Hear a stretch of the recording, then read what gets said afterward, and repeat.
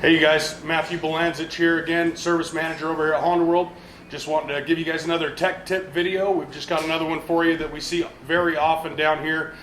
Just the differences between a fuel injected machine versus a carbureted machine.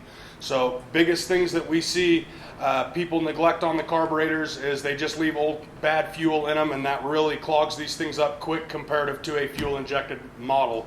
The fuel injected guys do a little bit better with older fuel and different things. So today I just want to talk quickly about a few things you can do in your carbureted machine to try and prevent from having to do carburetor rebuilds and having fuel leaking and other issues that go along with the carbureted models. So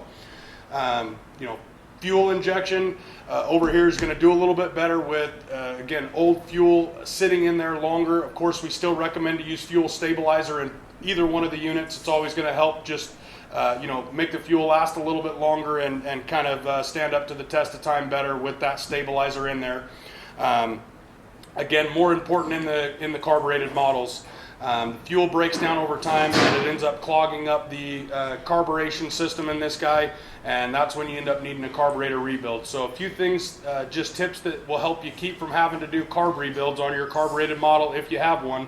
Is the first thing is turning off the fuel valve anytime you're not riding the unit or storing it for longer than a week or two. If you turn the fuel valves off, any carbureted model is going to have a fuel valve that you should be able to shut off. Shut that fuel valve off just before you shut the machine off, and actually let the machine run until it runs out of fuel.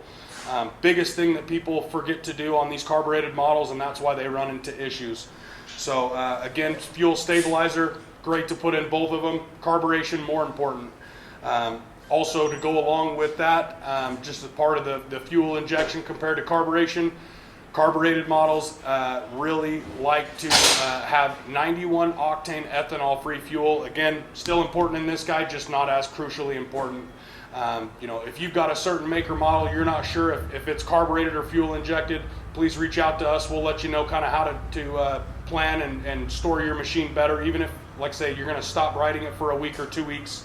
Very important on the carbureted models to get that fuel out of the carburetor. So anyway, just wanted to touch on that really quick. If you guys have any questions, please reach out to us. We'll be happy to help you with any questions you may have on your particular make or model.